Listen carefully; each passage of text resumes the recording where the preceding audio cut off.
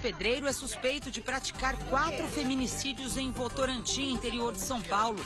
Ele nega os crimes. Everton estava preso acusado do assassinato de Mara Aparecida de Faria Franca, de 44 anos, em dezembro do ano passado. O corpo dela foi encontrado nesta quadra com sinais de violência, depois dela ter sido vista saindo de um bar com o suspeito e o pai dele. De acordo com as investigações, quando Everton foi preso, uma garota de programa, moradora de rua, teria procurado a polícia e dito que Everton confessou a ela ser o assassino de outras 3 mulheres mortas na cidade. Falou que ia matar ela e o filho que estava dentro da barriga, assim como havia feito com a Jéssica. Todas as vítimas desapareceram aqui neste de Votorantim, no interior paulista, onde o suspeito morava. As mulheres, segundo a polícia, eram usuárias de crack. Os corpos foram encontrados perto daqui, em locais diferentes, mas com sinais parecidos de violência. A polícia indiciou Everton pelos assassinatos com base no testemunho da mulher, que teve a identidade preservada e está no programa de proteção à pessoa. Ele é um serial, isso não tem dúvida. Tanto é que, com a prisão dele em 2017, não houve mais. Cessaram os feminicídios em Votorantim. Câmeras de segurança registraram o momento em que uma viatura da Polícia Militar bateu violentamente em um poste durante uma perseguição. 3 PMs ficaram feridos. Uma oficial está internada em estado grave. A viatura derrapa ao tentar desviar de um carro, roda na pista e bate no poste. A aspirante Débora Alberice da Silva estava no banco do carona, exatamente onde o impacto foi mais forte. Ela sofreu traumatismo craniano e foi levada de helicóptero para o Hospital das Clínicas, onde permanece internada em estado grave na unidade de terapia intensiva. O acidente aconteceu na zona leste de São Paulo. O flagrante foi feito pela câmera de uma loja. Veja de novo, o carro azul, que era perseguido, passa e logo depois surge a viatura. Um grupo de jovens que conversava na esquina toma um susto quando ela bate no poste. A perseguição começou depois que os policiais desconfiaram do motorista. Deram sinal de parada, mas ele não obedeceu. O carro foi alcançado alguns metros depois por outra viatura. O suspeito foi levado para a delegacia para prestar esclarecimentos, mas não ficou preso. Débora estava no carro com outros 2 policiais que também se machucaram, mas sem gravidade. Eles ficaram presos no carro. Os bombeiros tiveram que retirar o teto da viatura para resgatar os 3. Que a oficial possa se recuperar. A Polícia Civil realiza agora de manhã em São Paulo uma operação para combater o tráfico internacional de drogas. A repórter Marcela Arasquim acompanha essa ação e traz agora as informações. Bom dia para você, Marcela. Olá, um bom dia para você, César. Um ótimo dia a todos. 6 pessoas foram presas, encaminhadas aqui até a delegacia na Zona Norte de São Paulo, onde nós estamos nesse momento. Esses mandados foram cumpridos não apenas na capital paulista, como também em Cotia. Além disso, 3 carros foram apreendidos. Um deles está bem aqui no estacionamento da delegacia. As evidências dos policiais é de que esses criminosos transportavam essa droga de São Paulo até Fortaleza, no nordeste do Brasil, e de lá ela era enviada para Portugal, na Europa. Foram 6 meses de investigação para chegar até esses criminosos e os policiais investigam ainda a participação de mais pessoas nessa organização que fazia tráfico, tanto nacional quanto internacional de drogas. Voltamos ao estúdio do Hoje em Dia. Obrigado pelas informações, Marcelo. Um ótimo dia para você. E de São Paulo, vamos para o Rio de Janeiro, onde policiais civis realizam uma operação para prender suspeitos de cometer saidinhas de banco. Direto da capital fluminense, a repórter Michele Rosa traz as informações. É com você, Michele. Até agora, uma pessoa já foi presa. André Luiz Vital Nogueira, de 51 anos. Ele foi encontrado na casa do filho dele, em São Cristóvão, na zona norte do Rio de Janeiro. Ele foi levado até a delegacia, onde será ouvido pelos policiais. Enquanto isso, outros agentes estão em Mesquita, na Baixada Fluminense, procurando um segundo suspeito que agiria em parceria com André Luiz. De acordo com a polícia, eles agiam atualmente em Bom Sucesso, também na zona norte do Rio e no centro. Eles ficavam escondidos dentro de uma agência bancária, só observando os clientes, escutando o som das notas. Quando desconfiavam que uma pessoa havia tirado uma alta quantia em dinheiro, então eles avisavam os comparsas que estavam do lado de fora e aí cometiam um assalto. Voltamos ao estúdio do Hoje em Dia. Obrigado, Michele. Um ótimo dia para você e todos do Rio de Janeiro. Um fuzil foi apreendido durante uma operação para prender os suspeitos de atirar em direção a um hospital e atingir uma paciente, uma idosa, no Rio de Janeiro. Ela estava internada no 3º andar e foi atingida no olho por uma bala perdida. Se organizavam para agir nos morros da Garganta e Souza Soares, em Niterói. As comunidades cercam o hospital onde uma paciente foi atingida por uma bala perdida. O alvo eram os suspeitos de atirar contra a unidade durante um baile funk. A bala está alojada na parte de trás da cabeça da idosa. Ela está consciente e falando com dificuldade porque o rosto ainda está muito inchado. A vítima, de 61 anos, passou por uma cirurgia no olho direito. O globo ocular não foi afetado pelo tiro, mas a idosa ainda não está enxergando. Segundo os médicos, é cedo para falar se ela pode perder a visão. A pessoa precisa de cuidados, tem que ser tratado devagar. E a gente está vendo que a reação dela está sendo boa. Ela está reagindo bem aos medicamentos e ao tratamento. As ações da polícia se estenderam pela capital. Na Zona Sul, moradores do Morro Dona Marta, em Botafogo, informaram pelas redes sociais o intenso confronto entre militares e traficantes da região. Na Zona Norte, policiais militares fizeram uma operação de mapeamento no complexo do Lins. As barricadas construídas por criminosos dificultaram o acesso à região. Em Pilares, também na Zona Norte, criminosos voltaram a colocar faixas ameaçando assaltantes que agissem na área. As faixas colocadas em um dos acessos da comunidade são parecidas com as que já foram penduradas na Praça Seca, na Zona Oeste, e também em Honório Gurgel, na Zona Norte. A ordem para coibir assaltos e outros crimes na região partiu de traficantes do Morro do Urubu. Um fuzil, um revólver e muita droga foram apreendidos na comunidade do Brejal, em São Gonçalo, região metropolitana. Houve troca de tiros e um suspeito foi baleado. Ele está em um hospital, preso sob custódia. Que a idosa possa se recuperar e que ela não perca a visão. Ela não merece isso. Câmeras de segurança registraram o momento em que homens armados abordaram e assaltaram um motorista. Veja as imagens. A ação é muito rápida. Os homens armados descem de um carro e rendem um motorista, que vem logo atrás. A vítima desce do veículo e coloca as mãos para cima. Na sequência, aparece um carro preto. Você vai ver aí, ele vai surgir na imagem. Aí está, não é? E esse carro preto estaria dando cobertura aos ladrões. O bando pega o carro da vítima e vai embora. Ninguém foi preso até agora. Esse caso aconteceu em um bairro da Zona Norte do Rio de Janeiro e você vê a vítima saindo totalmente desolada, de cabeça baixa. Novos áudios revelam como funcionava a negociação da quadrilha que furtava combustível de um duto de uma empresa ligada à Petrobras. O combustível furtado era revendido nos estados de São Paulo e Minas Gerais. Cada carregamento custava em torno de R$50 mil.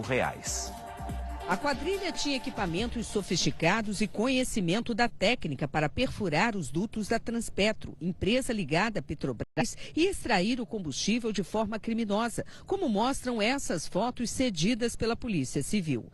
Gravações autorizadas pela Justiça revelam como eram as negociações com os clientes. Cada hora é um produto, a gente não sabe o que passa na linha, não tem como a gente dar a garantia de 100% que é gasolina. Cada caminhão carregado de petróleo era negociado por até R$50 mil, valor pago em espécie aos integrantes do bando. Segundo as investigações, os criminosos furtavam combustível de oleodutos, principalmente na área próxima à refinaria de Duque de Caxias, na Baixada Fluminense.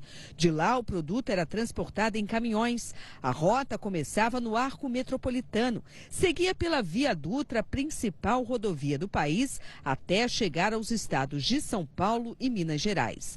O grupo usava notas fiscais falsas para tentar enganar a polícia sobre a carga transportada. As gravações obtidas na investigação revelaram toda a estrutura da organização criminosa e a divisão de tarefas entre seus integrantes. O núcleo do Rio de Janeiro era responsável pela identificação dos pontos onde aconteciam os furtos. Em São Paulo ficava o grupo encarregado por receptar, refinar e revender o combustível para empresários e grandes indústrias.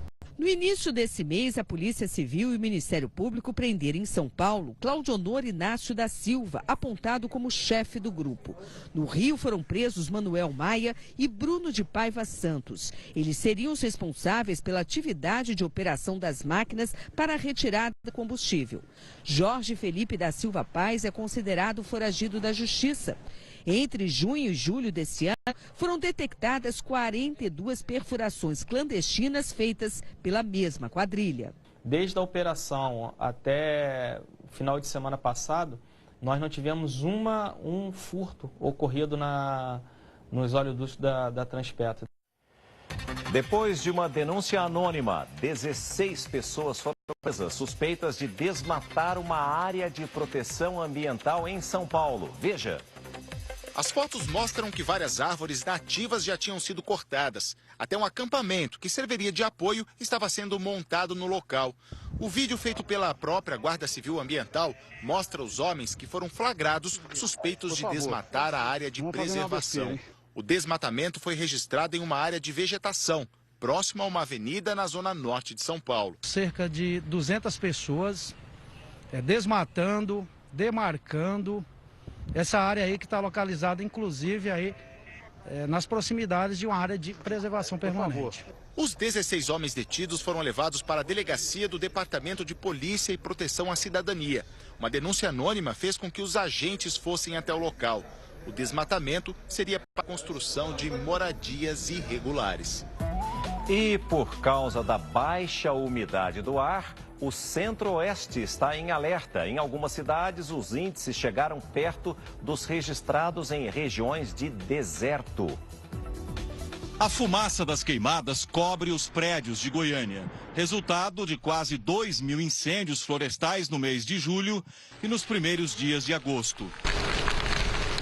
João tenta conter um deles, antes que o fogo atinja a chácara em que trabalha. Muito perigoso, inclusive. Eu estou aqui desde a hora que começou, para poder não deixar pular para dentro. Na semana passada até choveu forte em Goiás. Mas a esperança de um clima mais ameno não durou muito. Depois da chuva, se esperava que a temperatura baixasse e a seca diminuísse. Mas não foi o que aconteceu. O calor aumentou e a umidade relativa do ar caiu drasticamente. Campo Grande, em Mato Grosso do Sul, registrou o recorde do ano, 13%. No Distrito Federal, a Defesa Civil declarou estado de emergência após a umidade relativa do ar ter alcançado o índice mínimo de 12% durante 2 dias seguidos.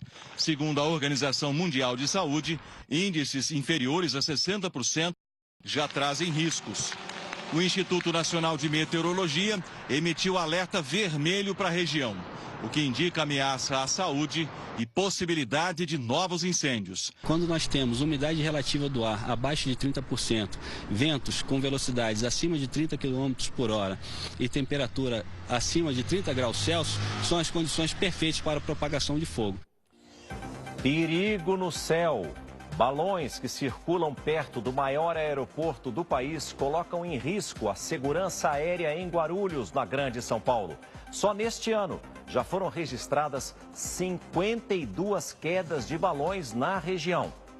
O ponto escuro no alto da imagem é um balão que se aproxima do maior aeroporto do país. Ele desce em direção ao movimento de aviões que chegam ou se preparam para começar a viagem, até que cai entre 2 pistas. Uma equipe de segurança vai até lá e começa a recolher o material. Num outro dia, mais um balão. Ele voa abaixo entre várias aeronaves. É empurrado pelo vento e chega bem perto da asa de um avião.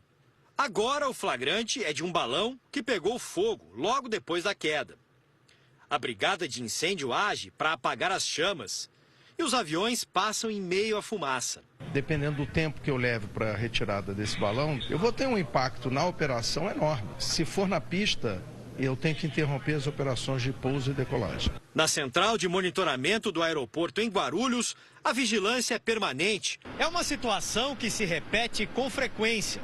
Neste ano, já caíram no aeroporto 52 balões, em média, 1 a cada 4 dias.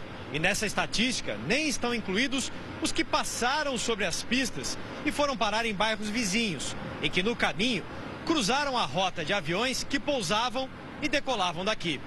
A aeronáutica registrou 652 alertas sobre balões nos aeroportos brasileiros, um aumento de 40% na comparação com as ocorrências do ano passado. Durante todo o mês, a concessionária que administra o aeroporto em Guarulhos está fazendo uma campanha de conscientização em escolas, para ensinar desde cedo que os balões podem provocar graves acidentes. E não há outra forma de você combater isso a longo prazo e de maneira definitiva que não seja pela conscientização das crianças. Soltar balões é crime ambiental e se interferir no tráfego dos aviões é um atentado contra a segurança do transporte aéreo, com pena de 2 a 5 anos de prisão. As autoridades de saúde estão em alerta no Espírito Santo. Preste atenção. Chega a 120 o número de casos confirmados de malária no estado. Mas a Secretaria de Saúde garante que a situação ainda está sob controle.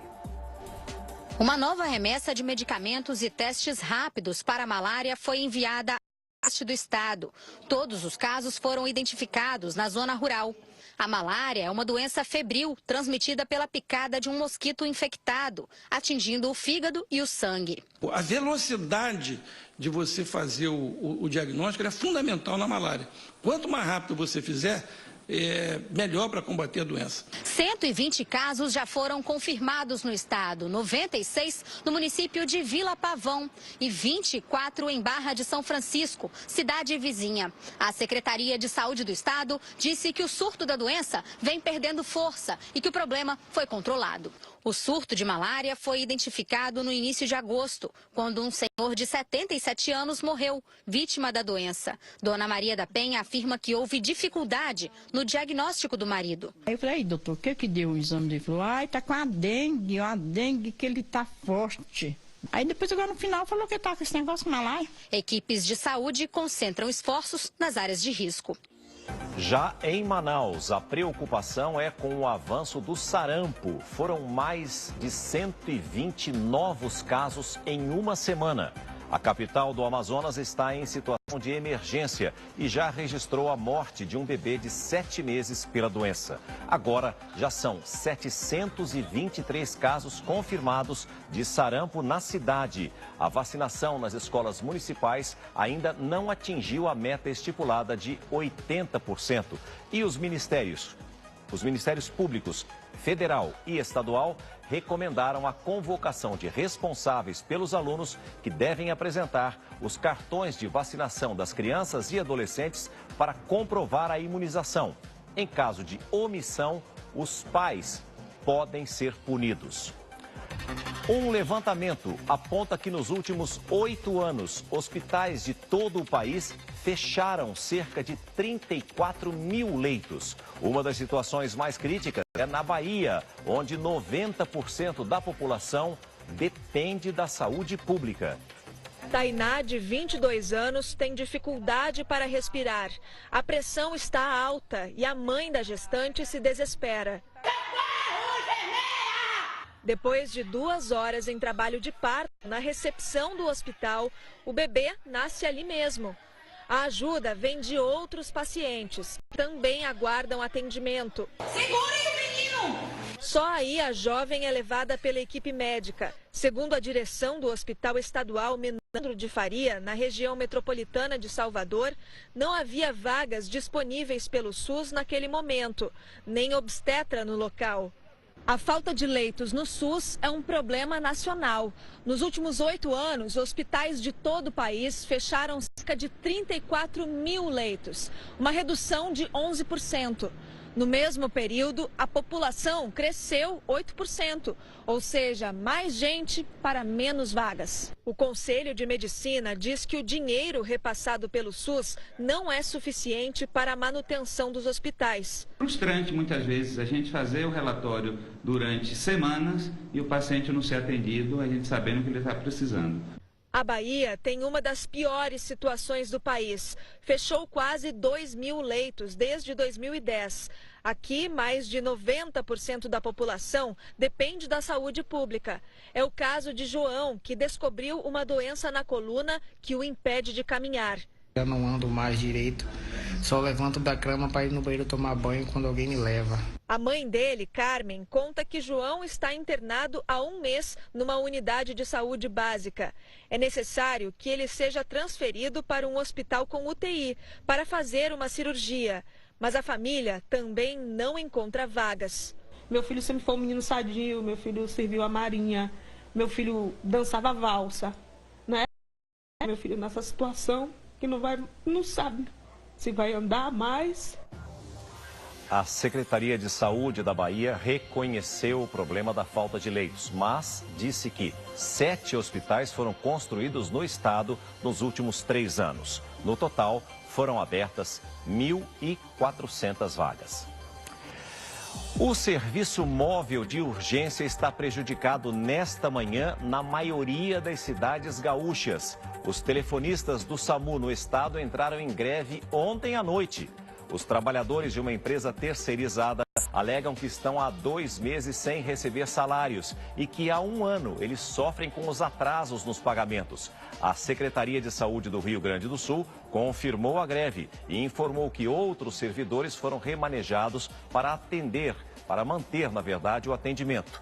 Disse ainda que fez todos os repasses para a empresa terceirizada e que está tomando as providências para garantir o serviço sem prejuízo à população. 2 funcionárias de um hospital foram agredidas pela filha de um paciente enquanto trabalhavam. As câmeras de segurança do local flagraram a confusão na unidade de saúde. Acompanhe. O vídeo mostra a enfermeira tentando se defender. Foi tudo muito rápido e ela logo foi levada para atendimento. Enquanto isso, esta parte do vídeo mostra a outra servidora também sendo agredida no momento em que pede calma para as pessoas que estavam ali. Tipo voadora, ela já caiu em cima de mim, batendo, puxando cabelo, puxando avental, entendeu? Agredindo mesmo, dando soco aqui assim que tá tudo muito dolorido. A enfermeira Maria Lúcia vai precisar de um afastamento maior, já que as lesões foram mais graves. E assim, o pior é a sequela psicológica dessa agressão. Porque se tivesse uma justificativa para isso, talvez eu mesma me compensasse dessa agressão. Mas não houve. As imagens que já foram entregues à polícia também foram analisadas pela Secretaria de Saúde. As 2 mulheres que agrediram as servidoras foram levadas para a delegacia e liberadas em seguida.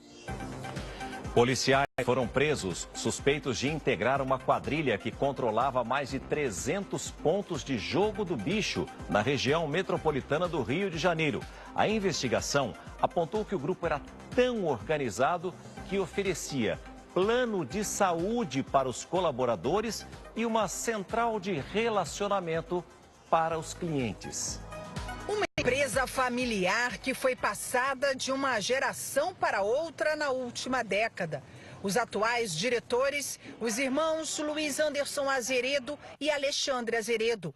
O local, São Gonçalo, região metropolitana do Rio. Mas o negócio, que faturava 10 milhões de reais por mês, foi fechado. O motivo era ilegal. A avó também foi responsável, a matriarca da família. Então como se fosse um negócio de família que ele já vem atuando há muitos anos na comarca de São Gonçalo. Segundo a investigação da Corregedoria, Polícia Civil e do Ministério Público, os irmãos controlavam mais de 300 pontos do jogo do bicho no Rio. Nessa escuta autorizada pela Justiça, um dos funcionários negocia o valor do ponto. Aquele ponto ali, se você puder me dar, não é nada contigo, mas se você puder me dar os 17.500, pode me pagar 1.000 por mês, ficar com o ponto lá. Os irmãos que controlavam todo o esquema tinham uma vida confortável. Na cobertura de Luiz Anderson, foram apreendidos 50 mil reais em dinheiro. A estrutura montada pelo grupo chamou a atenção dos investigadores. Além de oferecer para funcionários plano de saúde, a organização contava ainda com uma central de telefone para atendimento aos clientes insatisfeitos. Era o Disque Reclamação. Ao todo, o jogo do bicho em São Gonçalo empregava 51 pessoas. O crime só prosperou porque houve corrupção de agentes públicos, segundo a investigação. Dos 15 presos, 6 são ex-PMs e 2 policiais civis. A grande verdade é que o jogo do bicho existe há décadas e ninguém consegue acabar com ele.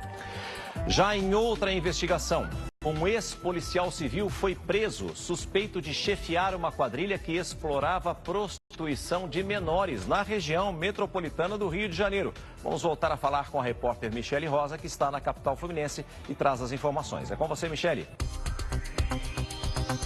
Para obter lucros a qualquer custo, essa quadrilha também facilitava a prostituição de menores de 18 anos. A organização criminosa era liderada por um ex-policial civil, Alzemar da Conceição dos Anjos. Ele administrava 2 casas de prostituição, uma em São Gonçalo e outra em Maricá. Além disso, ele era responsável também por contratar as mulheres, por cuidar da parte financeira e ainda delegar a função a cada um dos integrantes da quadrilha. No total, a Polícia Civil cumpre 6 mandados de prisão preventiva. Voltamos ao estúdio do Hoje em Dia. Obrigado pelas informações, Michele. Um homem foi detido por suspeita de envolvimento no ataque pirata a um navio italiano no litoral de São Paulo. De acordo com a investigação, os criminosos não queriam roubar nada. Ao contrário, o objetivo era carregar contêineres com mais de 1 tonelada de cocaína. Levado até a sede da Polícia Federal em Santos, o homem foi ouvido e liberado, mas teve o celular apreendido. Ele já respondeu processo por tráfico internacional de drogas e é suspeito de participar de uma ação inusitada no Porto de Santos. Esse navio estava em alto mar, aguardando para atracar quando foi invadido. Segundo informações da tripulação, um pequeno barco de alumínio com 5 homens armados encostou no navio. Parte da quadrilha subiu na embarcação. A suspeita é que usaram uma corda com gancho. Os tripulantes se esconderam na área de comando e ativaram o botão de pânico. O mar estava muito agitado, por isso as equipes da Polícia, Receita Federal e Marinha decidiram esperar o navio atracar no Cais Santista. Os criminosos já tinham fugido. Na revista, os agentes encontraram em 2 contêineres uma grande quantidade de droga. 1 tonelada e 300 quilos de cocaína, distribuídos em malas esportivas dentro de sacolas plásticas no meio da carga de amendoim. Para a delegada, a droga foi içada em alto mar. Quando nós fomos manusear os tabletes de droga tirados da bolsa, algumas bolsas estavam encharcadas com água do mar. Na semana passada, outra ação parecida. Mais de 1 tonelada de cocaína foi içada para dentro de um navio, quando ele já estava atracado. Ninguém foi preso. Nas 2 ações, os contêineres onde foi localizada a droga tinham como destino o porto da Antuérpia, na Bélgica. Com mais essas apreensões, 2018 já superou a quantidade de cocaína apreendida em todo o ano passado. A Polícia Federal ela vem se organizando cada vez mais para atuar com inteligência, em cooperação com outros países, que vem resultando em tantas operações aí conhecidas, que vem desarticulando esses grupos.